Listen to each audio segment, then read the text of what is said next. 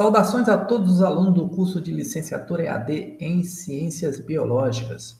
Meu nome é Rafael de Queiroz Ferreira e hoje eu vou dar continuidade ao capítulo 3 da disciplina de Química Geral, que versa sobre reações químicas e estequiometria de reação. Na verdade, hoje nós vamos falar um pouquinho sobre o número de Avogadro e mol. Em química, a unidade de contagem para o número de átomos, íons ou moléculas em uma amostra de laboratório é o mol, que representa a quantidade de matéria ou quantidade de substância que contenha tantos objetos, e aí podem ser átomos, moléculas ou qualquer objeto que considerarmos, quanto o número de átomos presente em exatamente 12 gramas do isótopo de carbono 12 puro, como a gente viu algumas videoaulas atrás. Cientistas determinaram que esse número exato é 6,022141229 vezes 10 a 23 e chamaram esse número ou constante de número ou constante de Avogadro, representado por N maiúsculo, A maiúsculo subscrito, em homenagem a Amadeu Avogadro. Normalmente, ele é arredondado e citado como unidade de mol recíprocas, ou seja, 6,02 vezes 10 a 23 mols a menos 1.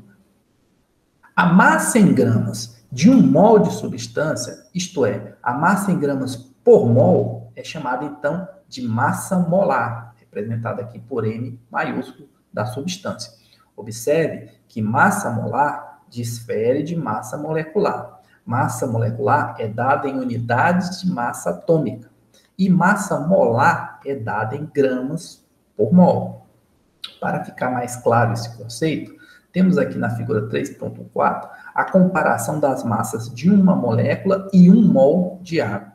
Do lado esquerdo, nós temos uma molécula de água que tem 18,0 unidade de massa atômica como massa molecular. Essa massa molecular é obtida tomando as massas atômicas dos elementos que compõem a água, tá bom? Isso uma única molécula de água. Se pegarmos essa única molécula de água e multiplicarmos pelo número de Avogadro, 6,02 vezes 10 a 23, nós vamos obter 1 mol de água. E 1 mol de água corresponde exatamente a 18 gramas de água. Isso porque a massa molar da água é 18 gramas por mol.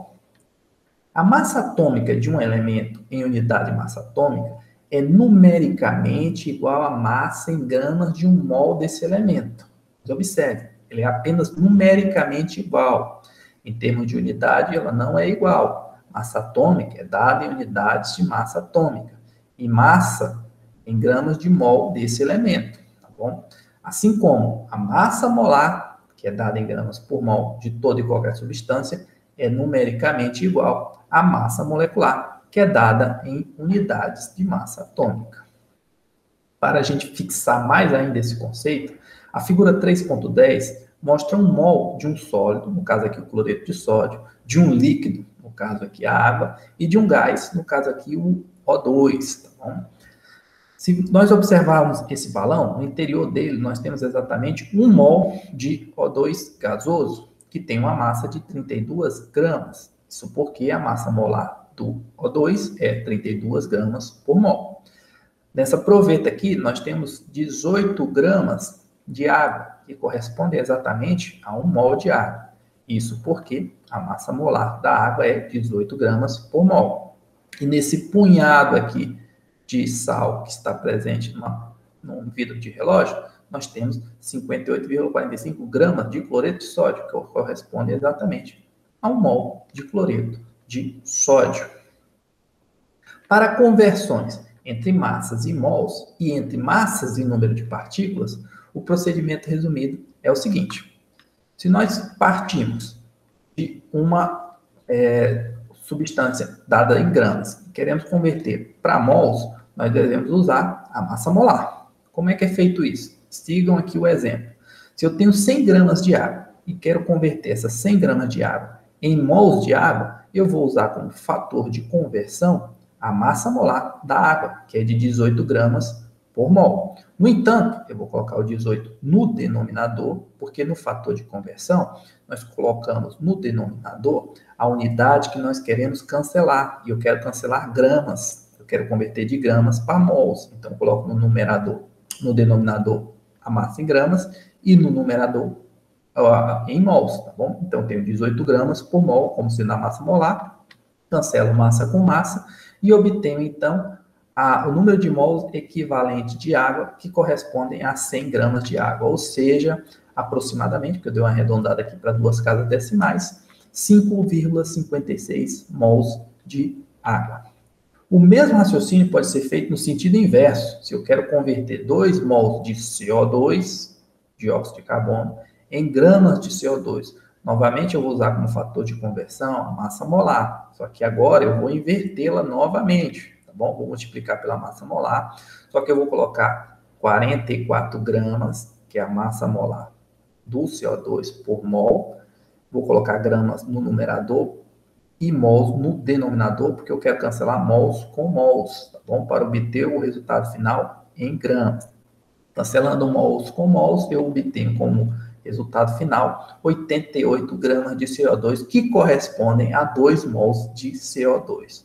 Nós podemos também converter de mols para número de fórmulas unitárias. Como é que a gente faz isso? Usando o número de Avogadro. Para exemplificar, nós vamos pegar esses mesmos 5,56 mols de água e querendo saber quantas moléculas de água estão presentes em 5,56 mols de água. Para fazer isso, a gente vai usar como fator de conversão o número de Avogadro. Então, a gente vai multiplicar por 6,023 vezes 10 a 23 moléculas de água, corresponde a 1 mol. O mol ficou no denominador, porque eu quero cancelar mols de água com mols de água, para obter o resultado em moléculas de água, que fica no numerador. Tá bom? Então, eu cancelo mols com mols, e eu tenho como resultado final 3,35 vezes 10 a 24 moléculas de água estão presentes em 5,56 mols de água. A razão entre as quantidades de matéria de todos os elementos de um composto fornece os subscritos na fórmula empírica do composto.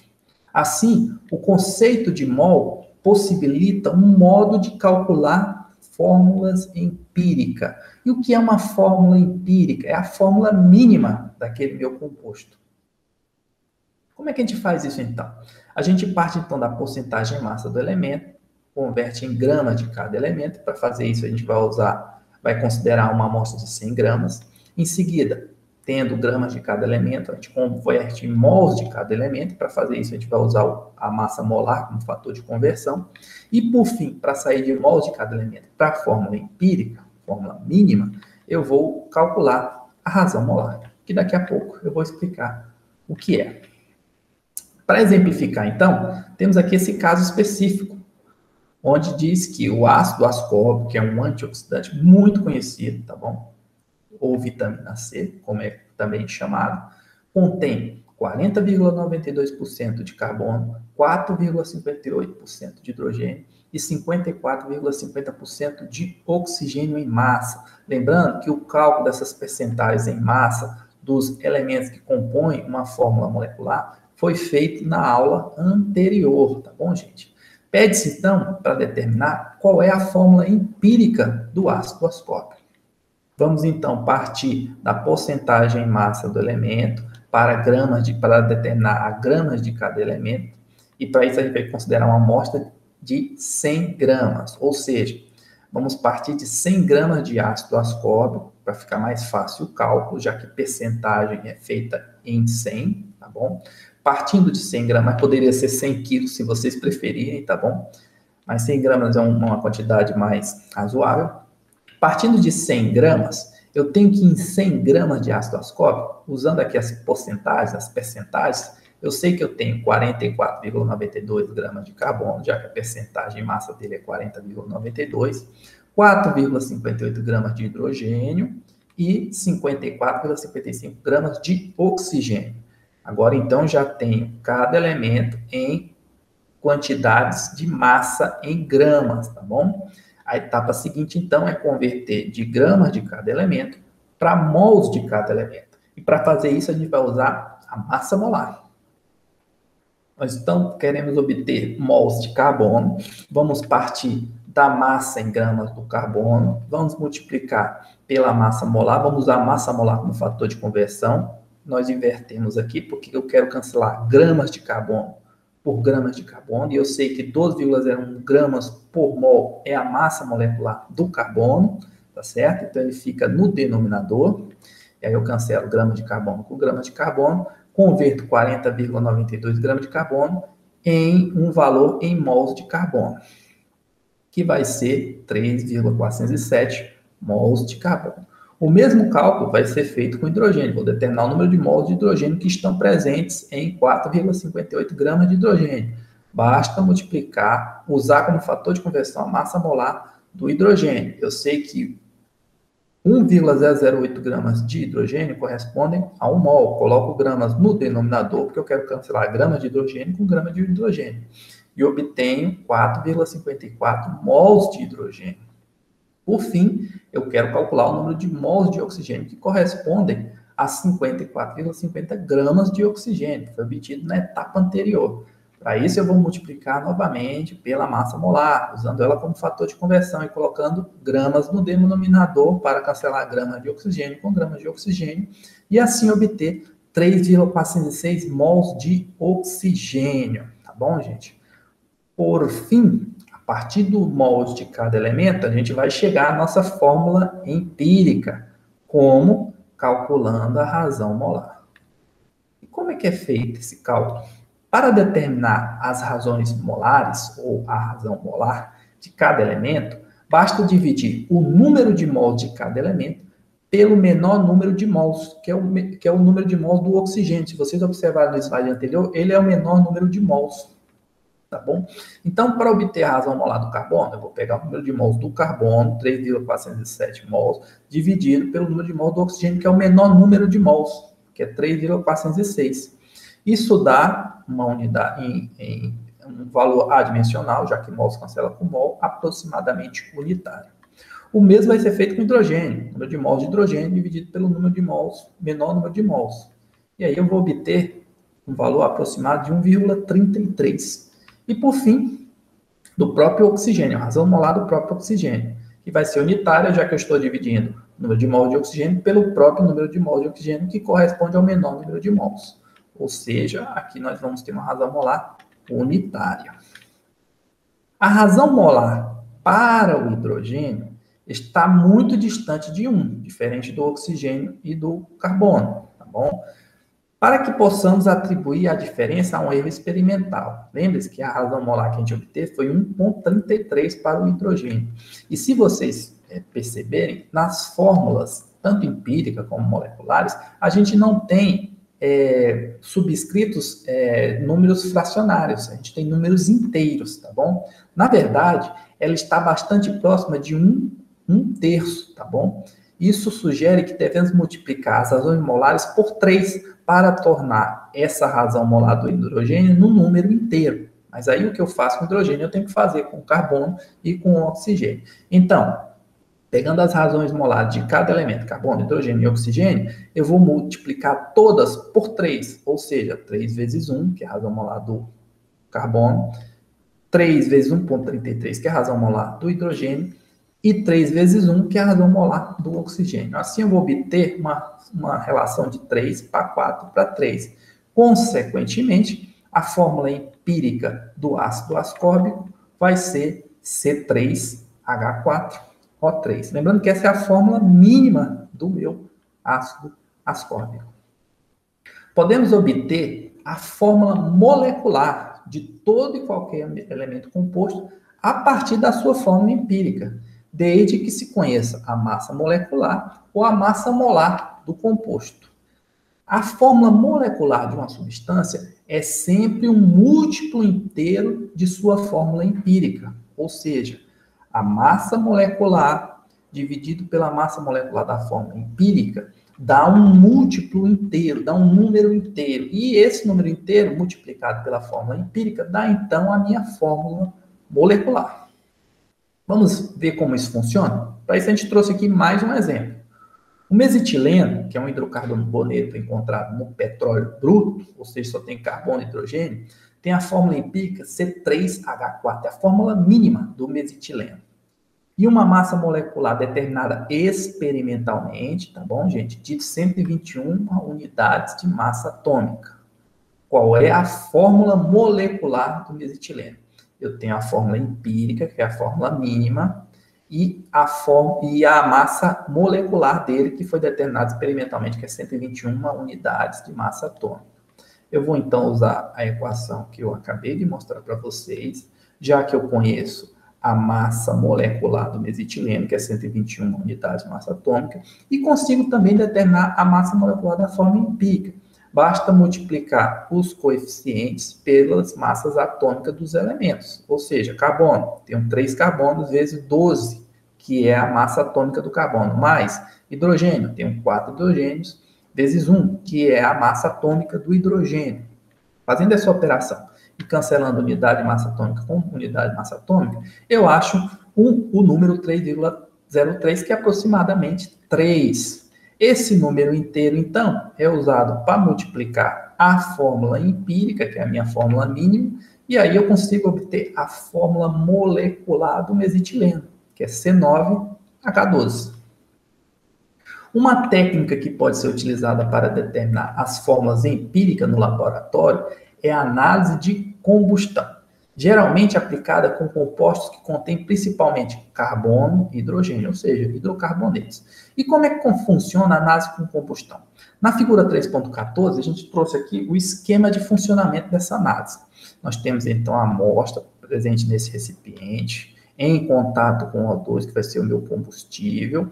Ela está num forno e, ao aquecer essa amostra na presença de O2, ocorre, então, a combustão, que produz, se for completa, CO2 e água. Acontece que o CO2, a água, ela absorve especificamente nesse compartimento e o CO2 nesse compartimento, de forma que eu posso determinar com precisão a massa produzida de CO2 e H2O.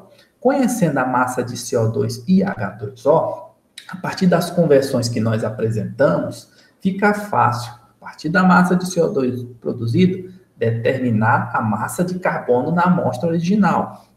E a partir da massa de H2 produzida, que ficou absorvida aqui nesse compartimento, determinar a massa de hidrogênio na amostra original.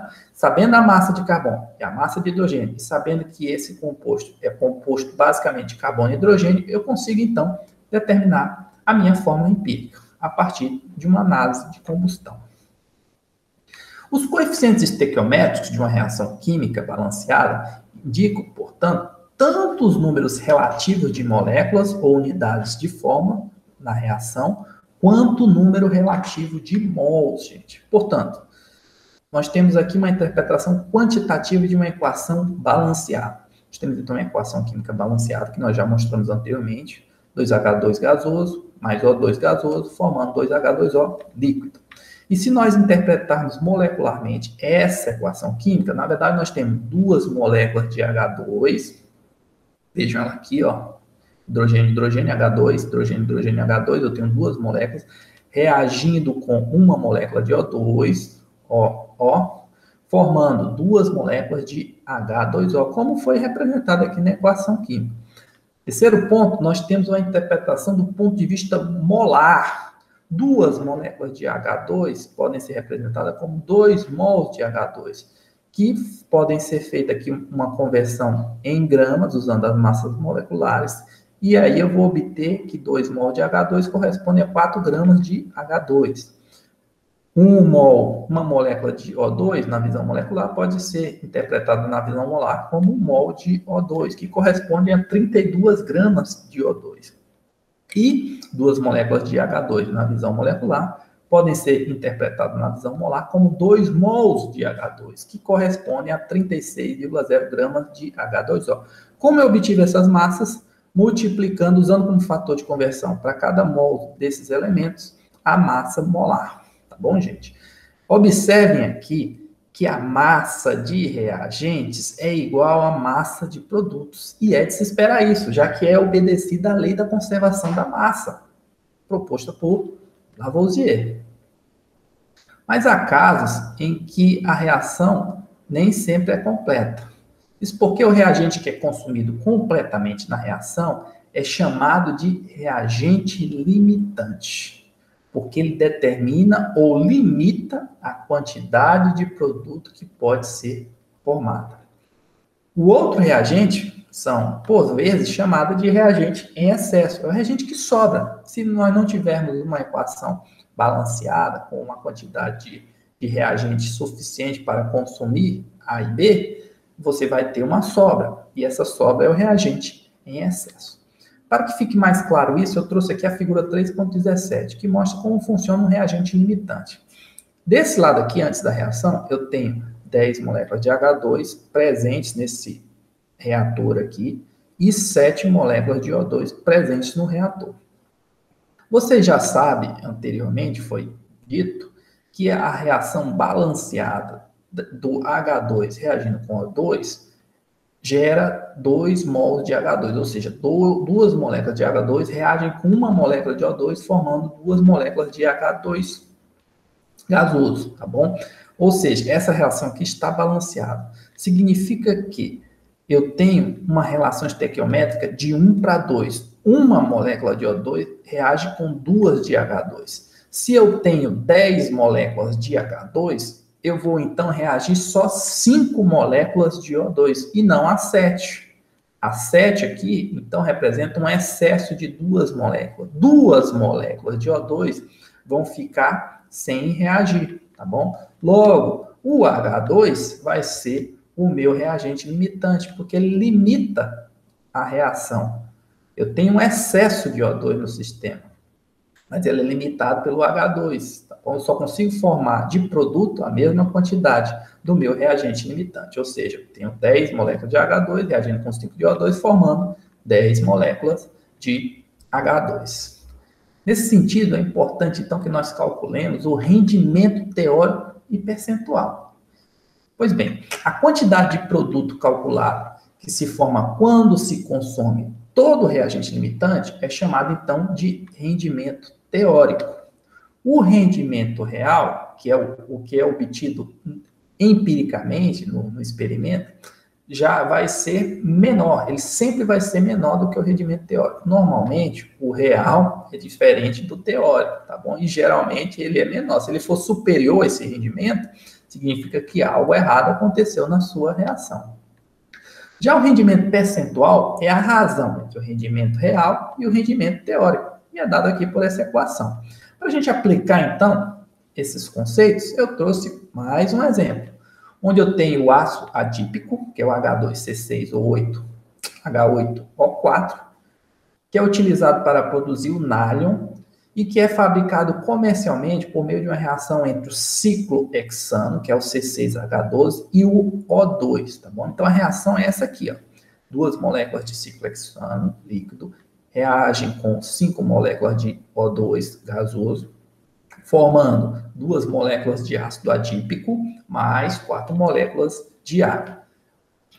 Então, proposto que considere que você utilizou nessa reação, essa reação com 25 gramas de ciclohexano. Então, a partir de 25 gramas de ciclohexano e que ele é o meu reagente limitante, tá bom?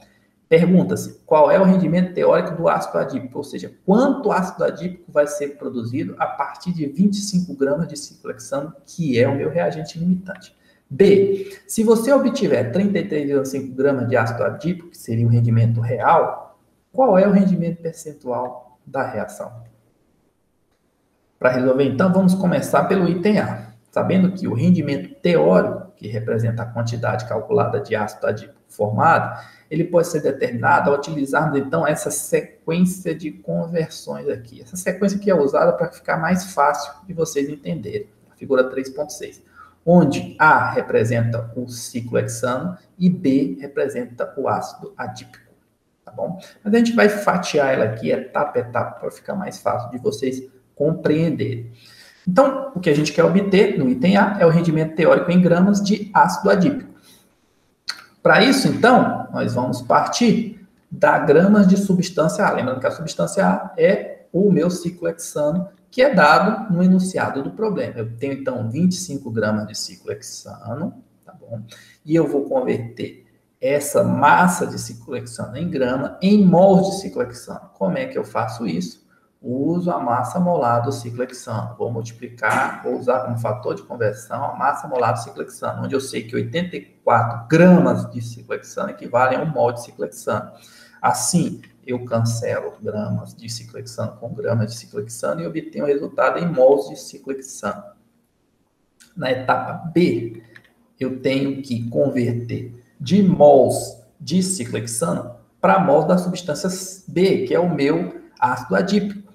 Para fazer isso, eu vou ter que me valer aqui da reação química. Para quê? Para eu saber quantos mols de ciclohexano reagem com quantos mols de ácido adípico. A relação estequiométrica entre eles, dada pela reação química, é 2 para 2. 2 mols de ciclohexano reagem com O2 para formar 2 mols de ácido adípico. Sabendo essa relação, então eu posso converter mols de ciclohexano em mols de ácido adípico. Como? Multiplicando por um novo fator de conversão, colocando mol de ciclohexano no denominador, já que eu quero cancelar. 2 mols de ciclohexano equivalem a 2 mols de ácido adípico. Cancelando mol de ciclohexano com mol de ciclohexano, eu acho o resultado em mols de ácido adípico. No entanto, esse rendimento teórico que a gente quer calcular é em gramas de ácido adípico. Então, eu tenho que partir para a minha última etapa, que é usar a massa molar do ácido adípico para calcular as gramas de ácido adípico, usando mais um fator de conversão, onde eu sei que 146 gramas de ácido adípico correspondem a 1 mol de ácido adípico. Mols eu deixo no denominador, porque eu quero cancelar mol de ácido adípico com mol de ácido adípico. E assim eu encontro, então, o rendimento teórico em gramas de ácido adípico como sendo 43,5 gramas. Agora ficou fácil, então, calcular o rendimento percentual. Basta aplicar, então, essa equação aqui. Sabendo que o rendimento real é 33,5 e o rendimento teórico nós acabamos de calcular, de ácido adípico, multiplicando, então, por 100%, nós temos que o rendimento percentual da reação é de 77%. Bem, pessoal, essa foi nossa videoaula de hoje, do capítulo 3. Para encerrar o capítulo 3, como é de praxe, nós temos aqui uma atividade assíncrona para a semana, atividade assíncrona 3, que deve ser entregue, postada impreterivelmente até as 23 horas e 55 minutos do dia 16 de maio. Desejo, então, a todos uma ótima semana e nos vemos aí na próxima videoaula. Até lá!